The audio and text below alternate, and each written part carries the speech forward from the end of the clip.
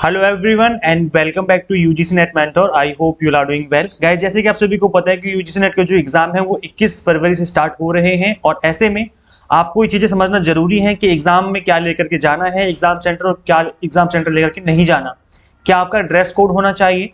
तो इन चीजों को आज की इस वीडियो में जरूर समझ लीजिए एक बार, ताकि आपको सारी चीजें समझ में आ जाए और एग्जाम सेंटर पे आपके साथ कोई प्रॉब्लम क्रिएट ना हो। इससे पहले गाइस हम आगे बढ़े, अभी तक चैनल को सब्सक्राइब नहीं किया सो मेक श्योर आप इस चैनल को सब्सक्राइब कर लें, साथ ही आपको बेल आइकन प्रेस कर लीजिए ताकि आपको सभी वीडियोस के नोटिफिकेशन फ्यूचर में मिलते रहें। गाइस जैसे कि आप सभी को पता है कि हर एक ईयर में ऐसा होता है कि जब भी आपका एडमिट कार्ड आता है आपको इंपॉर्टेंट इंस्ट्रक्शन दी जाती हैं, बट आई थिंक आप लोग उसको पढ़ते नहीं हो, इस वजह से कई बार एग्जाम में एग्जाम सेंटर में जाकर के आपके साथ प्रॉब्लम क्रिएट होती है। तो कुछ चीजें आपको ध्यान में रखनी है, कुछ 3-4 चीजें ही हैं बेसिकली, इनको अगर आप ध्यान में रखेंगे तो आपके साथ प्रॉब्लम नहीं होगी।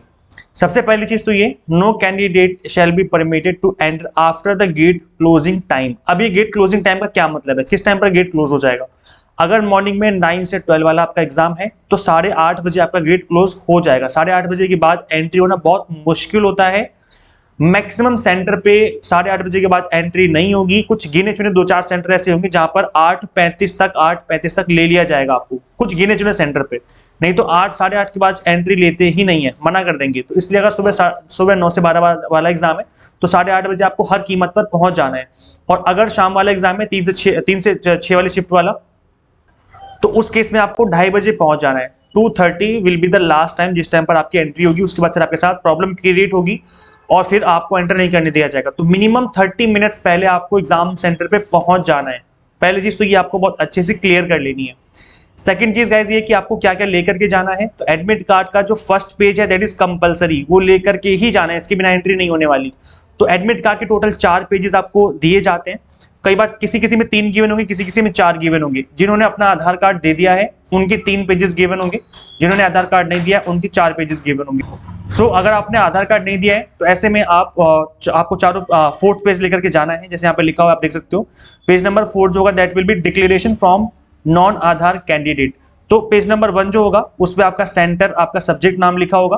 पेज नंबर 2 पे आपका इंस्ट्रक्शन लिखी होंगी। पेज नंबर 3 पे भी ऐसी कोविड इंस्ट्रक्शन होगी और पेज नंबर 4 होगा नॉन आधार वाला। तो अगर आपने आधार नंबर नहीं दिया था at the time of form filling तो ऐसे में 4th पेज लेकर के जाना है, फर्स्ट पेज लेकर के जाना है। अगर आपने आधार नंबर दे दिया था तो आपको 2nd, 3rd, 4th कुछ भी लेकर के नहीं जाना, केवल फर्स्ट पेज लेकर के जाओगे तो बात बन जाएगी। आई होप आपको समझ में आ गया होगा। अब एक क्वेश्चन आता है कि सर कलर प्रिंट आउट निकालें या फिर ब्लैक एंड व्हाइट निकालें। तो गाइस कलर की किसी भी तरह की कोई जरूरत नहीं है, आप ब्लैक एंड व्हाइट ही निकालना, ब्लैक एंड व्हाइट चलेगा, किसी को कोई दिक्कत नहीं आने वाली। तो ये चीज भी समझ में आ गई, ठीक है। नेक्स्ट क्वेश्चन, इसके अलावा गाइस अगर आप हम बात करें एडमिट कार्ड की तो ये तो आप लेकर के जाओगे। इसके अलावा और क्या लेकर के जाएं, तो इसके अलावा यहाँ पर आपको no candidate will be allowed to enter the examination centre without admit card and undertaking. Undertaking जो है आपको अलग से कहीं भी डाउनलोड नहीं करनी होती। फर्स्ट पेज जो होता है आपका पेज नंबर 1, उसी पर स्टार्टिंग में आपको एग्जाम सेंटर और टाइमिंग लिखा होता है और उसी पेज पर नीचे की तरफ, उसी पेज पर, मैं पेज नंबर 1 की बात कर रहा हूँ, वहीं पर अंडरटेकिंग आपको गिवन होती है। तो उसी पे आपको साइन कर देना है, सिग्नेचर होता है, फुल थंब का इंप्रेशन आपको लगाना होगा। तो वो आप एग्जाम सेंटर पे जाके भी कर सकते हो, अपने घर पर जाकर के भी कर सकते हो, घर से भी कर लेके जाओ, कोई दिक्कत नहीं आती।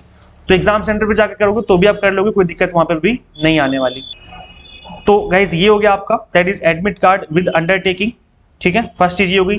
प्लस सेकंड होगा वैलिड आईडी प्रूफ। आपको वैलिड आईडी प्रूफ लेकर के ही जाना है। अब ये वैलिड आईडी प्रूफ का क्या मतलब है, क्या क्या इसके अंदर चीजें इंक्लूडेड है, तो गाइज मैं आपको बता देता हूँ थोड़ा डिटेल में यहाँ पर कि वैलिड आईडी प्रूफ के अंदर यहाँ पर क्या क्या कंसिडर किया जाएगा।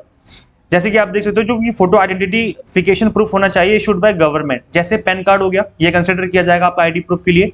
ड्राइविंग लाइसेंस हो गया, वोटर आईडी कार्ड हो गया, इसके अलावा पासपोर्ट हो गया, ये भी कंसिडर किया जाएगा। आधार कार्ड कंसिडर किया जाएगा विद फोटोग्राफ।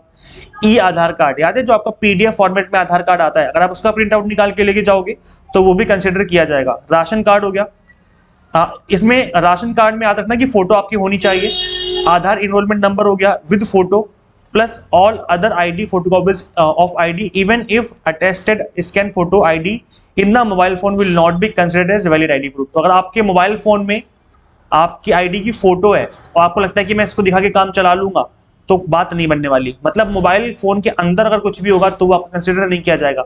आपको फिजिकल फॉर्मेट में लेकर के जाना है, हार्ड कॉपी में लेकर के जानी है अपनी आईडी, और कोई सी भी आईडी ले जाओ, PAN card, driving licence, voter ID card, Aadhaar card, कुछ भी लेके चले जाओ, चलेगा, कोई दिक्कत नहीं आएगी, ठीक है। तो ये चीज समझ में आ गई। इसके अलावा इस आईडी प्रूफ की फोटोकॉपी आपको नहीं करवानी है, फोटोकॉपी की रिक्वायरमेंट नहीं होती है, वहां पर केवल और केवल आपका आईडी कार्ड ही देखा जाएगा। समझ में आ गया गाइस, ये चीजें क्लियर हो गई। और इसके अलावा गाइस आपको लेकर के जानी है फोटो, ठीक है। यहाँ पे क्या लेके जाना है, यहाँ पे आपको लेके जानी है पर्सनल, कहाँ गया, हाँ ये रहा, admit card along with self declaration, ये आपको लेकर के जाना है। एंड आपको लेके जानी है पासपोर्ट साइज फोटोग्राफ जो कि आपके अटेंडेंस शीट पे लगेगी वहां पर। तो तीन चीजें हो गई, एक आपका एडमिट कार्ड हो गया, एक वैलिड आईडी प्रूफ हो गया, प्लस एक फोटोग्राफ लेकर के जानी ही जानी, कंपलसरी है। तो आपका admit card, valid ID proof और फोटोग्राफ, तो एक फोटोग्राफ तो आपके एडमिट कार्ड पे लग जाएगी और एक फोटोग्राफ लग जाएगी आपके अटेंडेंस शीट पे जो कि अब आपके एग्जाम सेंटर के अंदर होगा। तो कहने का मतलब है कि टोटल 2 फोटोग्राफ आपको अपने पास रखनी है। चीजें क्लियर हो गई। इसके अलावा वहां पर आपको एक ब्लैंक पेज मिल जाएगा, रफ शीट जिसको कहते हैं हम लोग, रफ शीट मिलेगी वहां पर। तो आप वहां पर रफ शीट का यूज कर पाओगे। और वहां पे आपको पेन की व्यवस्था पहले की जाती थी, अब पेन आपको नहीं दिया जाता, तो आप अपने घर से पेन लेकर के जाएं, रफ शीट वहां पे आपको देखने को मिल जाएगी। इसके अलावा गाइज आपको मैं बता दूं कि यहाँ पे आप अगर मास्क पहन करके जाओगे तो यहाँ पे वैसे तो लिखा है कि अलाउड नहीं करते, लेकिन आजकल अलाउ करते हैं, आप अपना पर्सनल मास्क लेके जा सकते हो। और इसके अलावा वाटर बोतल लेके जा सकते हो, लेकिन वाटर बोतल ट्रांसपेरेंट होनी चाहिए, जैसे बिस्लेरी बोतल नहीं आती मार्केट में, उस तरीके की होनी चाहिए, ट्रांसपेरेंट। और एक पर्सनल हैंड सैनिटाइजर ले सकते हो, ये आपकी मर्जी है, कोई कंपलसरी नहीं है। तो गाइज इन चीजों को आपको ध्यान में रखना है। और इसके अलावा एक दो चीजें मैं आपको और समझा देता हूँ, दैट इज कि अगर आप पीडब्ल्यूडी कैटेगरी से बिलोंग करते हो तो ऐसे में आपको स्क्राइब लेके जाना होता है। सपोज करो आपको विजिबिलिटी आपकी बहुत कम है, आप लैपटॉप या फिर जो आपका कंप्यूटर होता है उसकी स्क्रीन आप नहीं देख पाओगे, तो ऐसे में प्रॉब्लम होगी। तो स्क्राइब अपना लेकर के जा सकते हो, और आपको एनटीए ने प्रोवाइड किया स्क्राइबर, तो उसका भी यूज कर पाओगे। लेकिन याद रखना कि उसके पास उसका खुद की एजुकेशनल क्वालिफिकेशन की अंडरटेकिंग होनी चाहिए, फोटोग्राफ होनी चाहिए, उसकी वैलिड आईडी प्रूफ होना चाहिए, प्लस कोविड रिलेटेड जो सेल्फ डिक्लेरेशन होता है अंडरटेकिंग, वो भी उसका होना चाहिए। तो ये पीडब्ल्यूडी कैंडिडेट वालों के लिए एक इंपॉर्टेंट चीज है, तो आपको याद रखनी है। और बाकी आप समझदार हो, आपको सब कुछ पता है कि ड्रेस कोड क्या होगा, नॉर्मल वियर करके जा सकते हो, जो भी आपको करना है। मेटल का सामान अवॉइड करो, मेटल का सामान मत लेकर के जाना, प्लस स्मार्ट वॉच लेकर के मत जाना। ये भी बच्चे बहुत गड़बड़ करते हैं कि स्मार्ट वॉच लेके जाते हैं। अब स्मार्ट वॉच का मतलब ये नहीं कि जिसमें कैलकुलेटर है, वो तो लेकर के नहीं जाना, वो तो ऑब्वियस सी बात है, लेकर के नहीं जाना। प्लस यहाँ पर एक स्मार्ट वॉच में वो भी चीजें काउंट होती है, जैसे कि आज के टाइम पर क्या है कि जो एप्पल की स्मार्ट वॉच नहीं आ रही, जिसमें आप स्क्रीन पर टच करते हो फिर उसमें टाइम दिखना स्टार्ट हो जाता है, तो उस तरीके की जो वॉच है वो भी लेकर के नहीं जाना, वो भी अलाउड नहीं है। तो स्मार्ट वॉच को अवॉइड करो, मेटल के सामान को अवॉइड करो। मैं बॉयज के लिए बोलूंगा कि आप लोग हेलमेट जो है एग्जाम सेंटर के अंदर लेके नहीं जा सकते, तो बाइक जहाँ पे सबमिट होगी, बाइक जहाँ पे खड़ी करोगे वहीं पे कहीं दे देना हेलमेट। इसके अलावा जो बेल्ट होती है आपकी, बेल्ट लेकर के पहन के मत जाना, क्योंकि इसमें मेटल लगा होता है, तो वो भी अलाउड नहीं होगा। गर्ल्स में आप सभी को पता है कि नॉर्मल जो वियर होते हैं वही करके जाना, ऐसा कुछ लेकर के मत जाना। लाइक आपकी जो रिंग है, कोई रिंग इतनी बड़ी रिंग मत पहन लेना जिसमें दिक्कत हो जाए, वो उतरवा लेंगे बाहर फिर। और बाकी आप समझदार हो, आप सब लोग पोस्ट ग्रेजुएट, आप सभी को पता है कि नॉर्मल वियर क्या होता है ना। और ट्राई करना कि जो आपके स्लीपर होते हैं उनको पहन के जाओ, सैंडल वगैरह होती है उनको पहन करके जाओ। जो बड़े बड़े शूज होते हैं ना, भारी भारी जो शूज होते हैं, उन जो पूरे पैर को जकड़ लेते हैं ऊपर से नीचे तक, उनको पहन के मत जाना, अवॉइड करना। कई बार उनको भी उतरवा दिया जाता है।